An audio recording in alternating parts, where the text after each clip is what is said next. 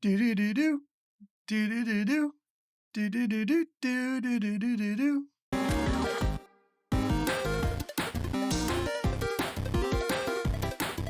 Hey everyone, and welcome back to Joey's Retro Handhelds. I'm Joey, and these are my handhelds.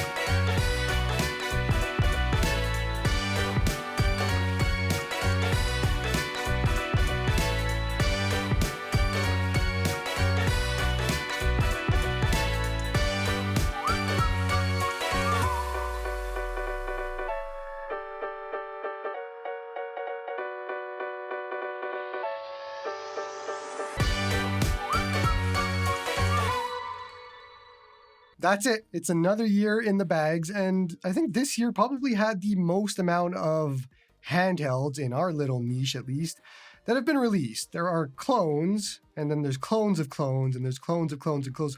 There's lots of handhelds out there. And so, like every year at this time, meaning last year and now this year, you want to know what are the best handhelds, what are the worst handhelds, what are the mid handhelds, and what to buy.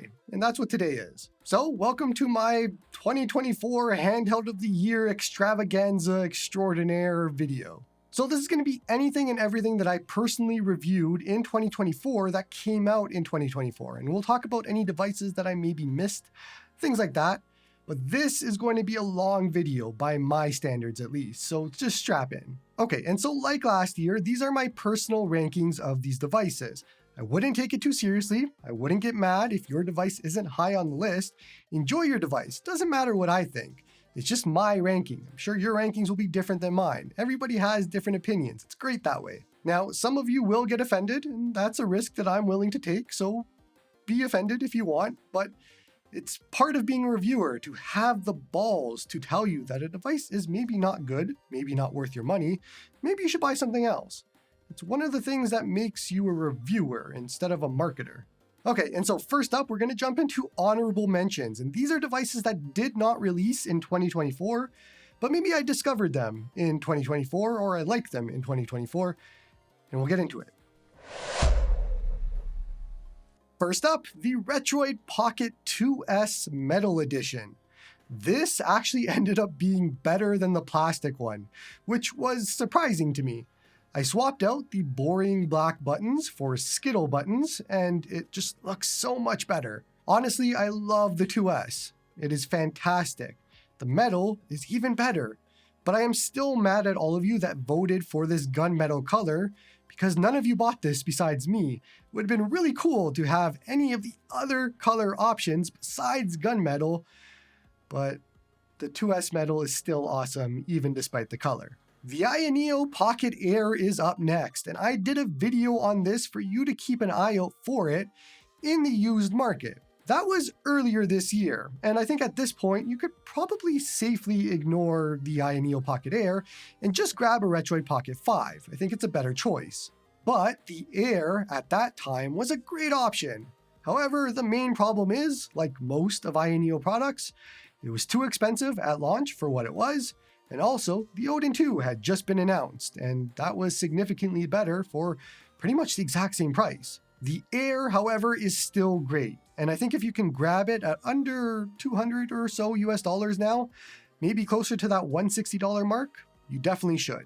2024 was the year that I got my very first Nintendo Switch Lite. Yeah, I'm a little bit late. I've always had the other Switches, Switch V1, V2, OLED, but never the Lite.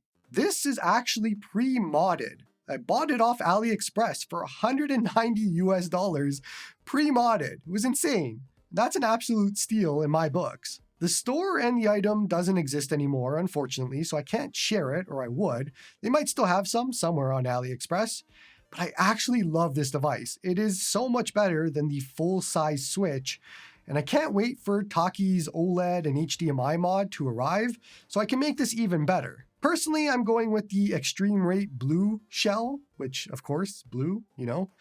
And with OLED, it's gonna look fantastic. Next up, we are going to go through the list of devices that came out in 2024 and that I didn't review or I didn't receive them for whatever reason. The Retroid Pocket 4 was just a useless release. It didn't need to exist, and there was no reason to buy it. Not even to review. Not much else to say here. I don't think I would recommend the 4 in any way, shape, or form without a massive discount. But either way, like most of us in the community, you can safely ignore that the 4 exists because you probably forgot it exists until just now. Speaking of useless releases, the Anbernic RG35XXS 2024. I get why they did it. Excess of H700 chips and probably couldn't get the original 35XX parts anymore, but the Plus already existed for quite literally the cost of a hot dog more. So no, I didn't get the 35XX 2024 and neither should you. The Powkiddy RGB10X 3 is up next, and this one was pretty simple. It didn't have support for ArcOS, so I declined it for review. Ayaneo Flip DS and Pocket S and Slide and DMG and Evo are all up next, and it is actually the exact same reason for all of them. Look, I'm not rich. Ayaneo products are way too expensive to buy them all for review, and I just don't make enough money back in views or anything else to make it worth it for the channel. It's just a fact. It's not financially feasible for me to do so, and it is actually that simple. It's not a shot against them. I actually pre-ordered the Evo and ended up canceling it. Now, I would love to review Ayaneo products, but consumers should know that they blacklist anybody with negatives to say about their devices, and they carefully curate their list of quote-unquote influencers. I hate that word so much. It's such a gross title, but it is absolutely applicable here. So naturally, as somebody who is not an influencer, or I don't consider myself to be, that isn't going to happen for me. Personally, as a consumer of these handhelds, I can't trust anything that is said about Ayaneo in reviews, knowing what I know now. It is a shame, as this year was probably the one year in Ayaneo's history where I was interested in a lot of their products and super interested in them, to the point where I actually bought the Ayaneo Pocket Micro, and it will show up on my list later on. The GKD Bubble is up next, and GKD abandoned their Pixel, so I abandoned the Bubble. It's that simple. The Bubble was honestly never going to be for me anyways, even if I were to give GKD a pass. Then we have the Anbernic RG406H and TrimUI Brick. Anbernic blacklisted me from reviews this year because they just didn't like me criticizing them. And so Anbernic releases come to me through third-party resellers like GoGameGeek, and GoGameGeek is awesome for that, so thank you to them. But with the Canada Post strike currently going on, that is stuck, and so is my TrimUI Brick, or bricks, because I have a few of them coming from what I ordered and what GoGameGeek is sending me. I've even tried to purchase around the strike to see if I can get it quicker, and no, I can't. It still gets stuck in Canada Post. So, unfortunately, more unfortunate for the Brick, because I'm actually a lot more interested in that, both of these devices missed the cutoff for this year because I just could not get them, no matter what I tried. I think from what I've seen, the TrimUI Brick would probably be very high on my list this year, but it is unfortunate. I don't care much about the Anbernic device. I think both Anbernic and Ayaneo should focus more on better devices rather than blacklisting reviewers who criticize them rightfully for things that they're doing wrong, but such is life in 2024. And finally, we get to the meat and potatoes of today's video, the best and worst handhelds of 2024. Now, there will be a few 2023 handhelds in this list because they missed the cutoff last year, so they are going to be in this year's video, but everything else is released in 2024. So if you're wondering why a Steam Deck doesn't show up, that is why. Steam Deck can't be on every list, guys. Come on. The GameForce ACE single-handedly killed a company, or at least made them disappear. This is actually the first RK3588 processor handheld that shipped, and it was completely broken, with broken speakers, a screen that was 53 Hz, triggers that physically needed cutting to work, and so much more. This will now be an infamous device because shortly after release, a lot of people were doing chargebacks. The creator made a joke about going bankrupt on their Discord, and that was the last communication that we had from GameForce. So I guess it wasn't a joke, but nobody really knows. Look, they shipped a broken product and then they fled. So that is why it is here at the bottom. I bought it, I reviewed it, and I feel scammed by it. But I'm also disappointed that not a lot of other people warned anybody about this. Speaking of scams, that's what happened with the MagicX XU Mini M. For those out of the loop, this handheld was advertised as having an RK3562 processor, and it ended up having an RK3326 processor. But it was actually the second time that this company had this happen to them, because it happened with their previous MagicX XU10. Now, the actual handheld had a bunch of issues and concerns, and combined all of this into whatever this handheld is, and I have way too much integrity to recommend a scam handheld. That's why it's down here at the bottom with the other scam handheld. Now, I was actually denied a refund on AliExpress, even after providing proof that this was false advertising to the complete limit, and that angers me even more. It's kind of funny because the uneducated response to my anger with this product is that Joey doesn't like mini devices, completely ignoring the fact that I love the TrimUI Smart, I love the Miyoo Mini Plus, I love Miyoo Mini, I love a lot of other mini handhelds, but for some reason, yeah, I hate minis. There are mini devices that I love. The problem you're missing, my dear MagicX friends, is those handhelds are actually good, and they didn't try to scam me. Well, let's keep defending a company that somehow doesn't know what is actually in their device twice. I don't know, I've never made a handheld, but I think if I did, I would probably know what was in it. The GKD Pixel is down right here at the bottom, and for a similar reason to the GameForce ACE. It was completely abandoned by GKD. There are multiple issues with frame rate and audio, and more that you didn't hear about because it's cool to ignore issues in this hobby, especially when you're reviewing. Now, GKD decided they weren't going to fix any of these problems and they discontinued the handheld, at least from what I understand, but I couldn't care less either way. The actual handheld itself is a bit too small to be any sort of usable in my opinion, but it is a great looking blue and it felt decent at least. Now, if they actually tried with it, it could be a very good device, but they kind of just disappeared. The Powkiddy RGB10X wins Handheld of the Year for 2020. Wait, we're in 2024. Whoops, the RGB10X is just old. I'm going to say this again about the V10, but it's a 2020 handheld in 2024. There is just so many better options, and with how many sales we have with AliExpress, the $40 price point is not special at all. I bought one of these and I didn't even review it because it just wasn't even worth a review. I am not going to say that the Anbernic RG28XX is bad, because it isn't, but the D-pad and the buttons are just too small to be usable for me. It is so weird because if Anbernic would have just did their normal thing here with a normal D-pad and buttons, this would have been so much better. The other missing part, at least for me, is Wi-Fi. And this entire thing just ended up being a worse RG35XXH and not even that much smaller. For me, the Miyoo A30 became a better micro purchase than this, which is telling because I don't think either of them are particularly great. But combined, they would be. There's nothing wrong with the Powkiddy V10, but it's not extraordinary, or great, or anything like that. So it is here at the bottom because, again, it is another 2020 handheld release in 2024. That seems to be a bit of a theme with Powkiddy.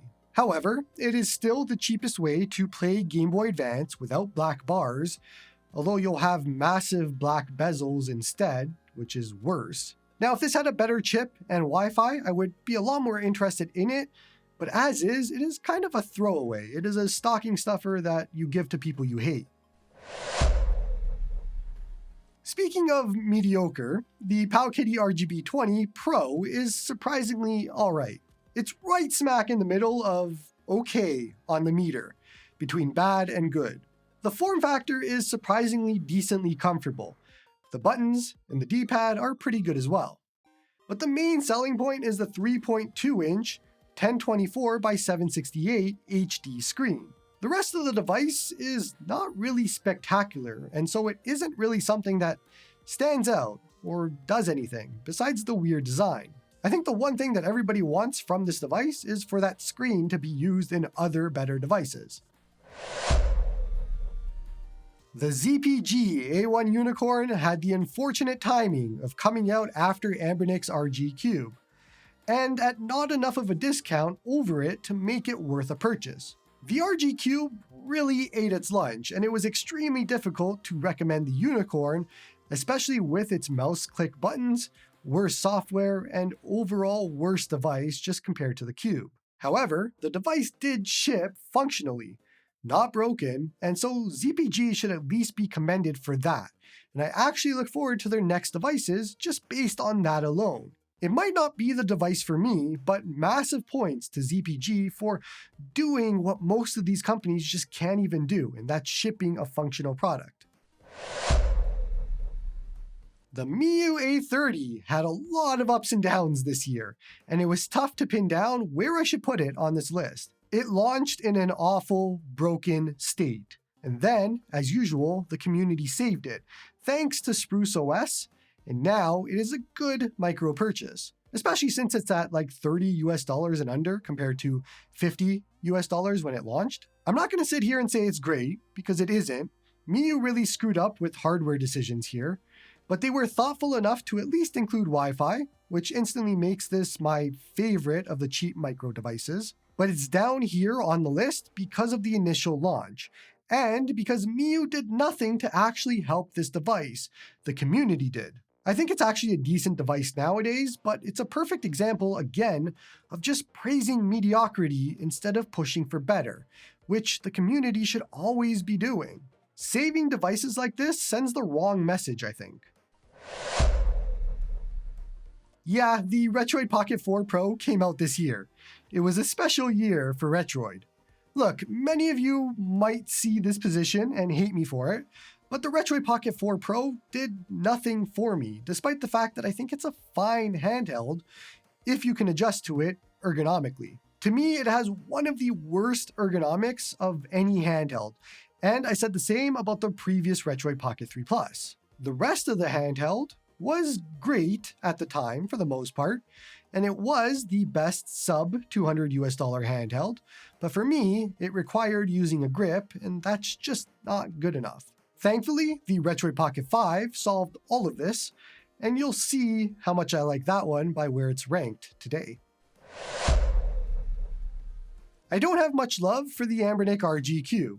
The device itself is competently made. It all feels good to hold, the nice screen and all of that, but it just didn't hit any notes for me personally. And it sort of just came and went. This all might sound weird to you, considering where my RG CubeXX and Powkiddy RGB20SX will be on my rankings, but I don't get it either. I'm putting the Anbernic RG40XX V35XXH, and Plus all right here. Just these four of the Anbernic H700 lineup. We'll talk about the other ones separately. So let's go in order. The 35XX Plus and H are not very good devices to me. I am on record with this multiple times, said it in both reviews, and they just feel lifeless compared to previous Anbernic releases, and I think they are just poorly made. The 40XXH and V are better, definitely, and I would buy both of those models over the 35XX series 10 out of 10 times, but we are still in that same chip set. It's hard to call the 40XXH and V bad because they aren't. They're just quite boring. Now don't get me wrong, the Anbernic H700 lineup is awesome for newcomers and beginners. It is great to have 8 different H700 options to choose from, but if I'm stacking these up against any other devices this year, they're just fine. If you look back at the previous year and year before of what Anbernic released, we're still at the same power point that they did before. The only difference is they're now $20 cheaper, so we kind of wasted 2 years to save $20. And I still think the previous release devices were better made and better quality than these ones. They are good entries to this hobby, they excel at that, and we'll just leave it at that. I loved my Anbernic RG35XXSP for a bit, and this might be higher than I should be putting this device, but it was good. Honestly, like I said in my revisit video, I just couldn't get past the battery concerns, and whether they were justified or not, it just wasn't worth any risks for a $50 device. It's a shame really, because fans of the channel know I love clamshells, and this hit all the right notes for me. I just needed it to be made by people who value our safety over hitting a certain price point.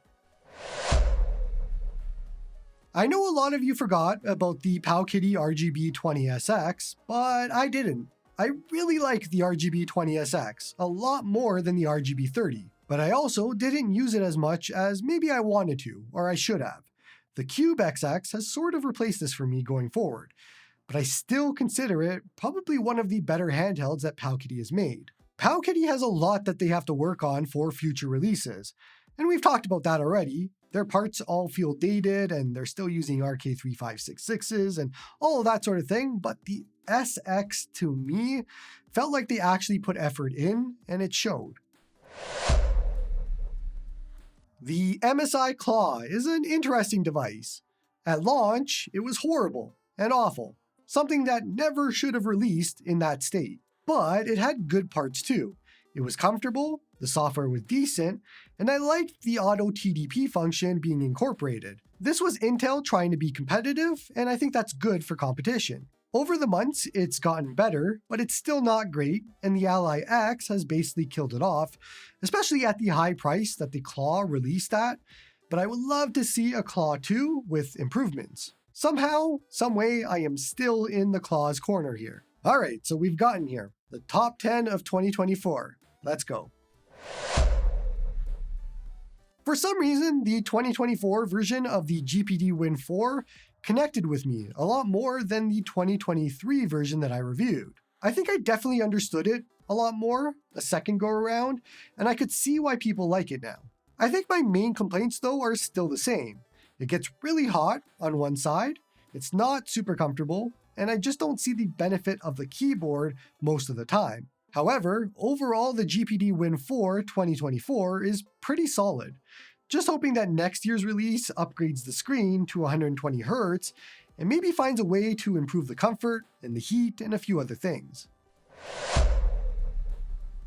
The Ayaneo Pocket Micro had the unfortunate timing of releasing right when the Retroid Pocket Mini did, and that, for me, killed it. However, in a vacuum, the Pocket Micro is a good device for Game Boy Advance specifically. Especially at a 4x scale and having a really nice IPS panel, the Micro excels for it, and I found the metal and the rest of it to be decently comfortable as well. Sure, it can play more than just Game Boy Advance with its G99 processor, but the moment you start to think about that, the moment you start to think about what else it can play, is the moment that the Retroid Pocket Mini takes over. Not to completely rehash my review again, but it just released way too late, and it got swallowed up by a better device that did everything the Micro did and more. But this is a very good example of an Ayaneo device that I actually liked and that I bought myself and pre-ordered. I never thought I would see the day when an Ayaneo device cracks my top 10, but here we are. Okay, so we're gonna get the laughs out of the way now. I called the Anbernic RG556 the best handheld of the year of 2024, 3 months into 2024. Look, I made a mistake. I am human, I will own it. I wasn't trying to be clickbait, nothing like that. But I was blown away at the time because it was OLED, because it was top tier comfort, and because it had decent performance and it was blue. If you've been following my channel for longer than a minute, you know that all of those things are Joey's top priorities, and that was all in one device. So yeah, I was in love, and yeah, I was hasty by calling it the best handheld of 2024. I will own up to it. And you can call it clickbait, you can call it whatever you want. I think anybody who's been following me knows I don't really do that sort of thing, so it was weird enough for me to do so, and here we are, apologizing for it. I truly felt that way at the time. Hindsight is 2020, and I just can't go back. However, the RG556 is still a very, very good device. It just has a lot of flaws, and when you start to compare it to other devices, that's where those flaws come in. The Anbernic RG406V is one of Anbernic's best releases. Ever. Easily to say this, ever. And I actually mean that, and this is a weird scenario where it just isn't for me, but I can recognize how good it is. I have no real enthusiasm for a big Game Boy, but they did really well with the 406V. Great battery, great sticks, great D-pad, great screen, and so on. This is what every Anbernic release should strive to be like. And I do wonder, if I received the 406H in time, if I would feel the same way about that one as well. But I think my feelings towards the 406V is solely because it's a vertical and it is unique in that way because there are not a lot of verticals for competition. To me, if you like verticals, there is no better option than the 406V. Well, unless you're getting paid by Ayaneo, I guess. I really wanted to love the GPD Win Mini 2024. That doesn't mean I don't like it. It is high on this list for a reason. I actually like it a great deal, but it is so very close to being an absolutely perfect device, and I can see it, but it's not there yet. I can see myself loving a future release of the Win Mini whenever GPD works out the kinks, adds some comfort and all of that sort of thing, but we are so close to being there. I think I would absolutely love to just own a GPD Win Mini as a single handheld. It checks the box for power and size and clamshell and everything. I just need them to nail the next one. Okay, so we got top 5 handhelds of 2024. Let's do it. A lot of people think that I hate the RG CubeXX specifically, especially since I made a satirical video reviewing the device on announcement because you literally could just do that based on the fact that the entire device was a known quantity and it was the 8th H700 processor device from Anbernic with all of the same parts. But it actually had nothing to do with the device at all, and everything to do with it just being another boring Anbernic release with no improvements, no innovation, and nothing at all. Turns out this 8th device hit for me, and you know what they say, 8 times the charm. It is comfortable, it has a nice screen, it has a great D-pad, and MUOS works on it with Wi-Fi for retro achievements and everything. It still doesn't change my overall thoughts regarding the 8 H700 device debacle thing, and I doubt the CubeXX will get a lot of use at all for me going forward, but hey, they finally got me with one, and I just want them to do better. The 4th best device of 2024 is the Retroid Pocket Mini. This is going to be overshadowed by the Retroid Pocket 5, but the Mini is great in its own right, and it lives in an entirely different size bracket. It is small, it has a fantastic OLED screen, and it can play almost anything emulation-wise with its 4:3 aspect ratio. But it also has an exceptional battery. I think maybe if it came out earlier in the year and it had some time to breathe, it would have done a lot better, but being high on this list is praise enough, I think. If you have a specific size requirement and the Mini is what you're looking for, then yeah, it's an exceptional purchase. Buy it, it's great. So I loved the AYN Odin 2 Mini for many months this year, and I don't think a lot of you will understand unless you've had one. The Odin 2 Mini is about the size of a TrimUI Smart Pro, but it has a Snapdragon 8 Gen 2 processor inside, and so you can literally play anything that you want on Android, and it has a good mini LED screen that makes playing outdoors the best on any device that I've been able to play on. The entire thing just felt premium in a way that other devices just don't. For pretty much the entire year, the Odin 2 Mini was my companion handheld. It was always in my sling bag everywhere I went, everywhere I traveled. It is what I brought with me to Europe when I went there. And it was a smaller, perfect companion device to the ASUS ROG Ally X. But mini LED was never going to compare to an OLED screen. And I didn't really use the power of the Snapdragon 8 Gen 2 for much of anything. And the battery life wasn't great. And those are all things that the next handheld on the list excelled at. The best retro handheld of 2024 is the Retroid Pocket 5. But it is second on the list in total for 2024, and I think you'll understand why when we get to number 1. The Retroid Pocket 5 has a Snapdragon 865 processor, which I proved through, I don't even know, 6 or 7 different showcase videos now. It can basically run the entirety of retro game emulation systems, aside from Switch, upscaled and basically flawlessly with an asterisk for the usual problem games. The OLED screen is just gorgeous in so many different ways, and the battery life is fantastic. The title of my review was that I sold my Odin 2 Mini for the Retroid Pocket 5, and I absolutely did do that, and I have zero regrets doing so. To me, it was an actual upgrade for less money. We live in a timeline where a $220 device gets you OLED, a Snapdragon processor, great D-pad, great sticks, and a fantastic GameCube color, great battery, and so much more that it is crazy that this exists. I'm gonna keep saying this every single chance that I get. Stop buying 100 handhelds, buy 1 or 2 good ones, like the Retroid Pocket 5, or like our number 1 handheld of 2024. The ASUS ROG Ally X is my handheld of the year. A lot of you don't consider it retro, so the Retroid Pocket 5 wins for being retro if you need that distinction to help you sleep at night, but the Ally X absolutely easily wins handheld of the year. For a lot of the same reasons that the AYN Odin 2 won last year, but it just let me completely consolidate all of my entire handheld collection into just the X and another device, which right now is the Retroid Pocket 5. Fans of the channel know I have been preaching buy once, cry once forever, or the simple philosophy of just buying one handheld that covers every single need that you have.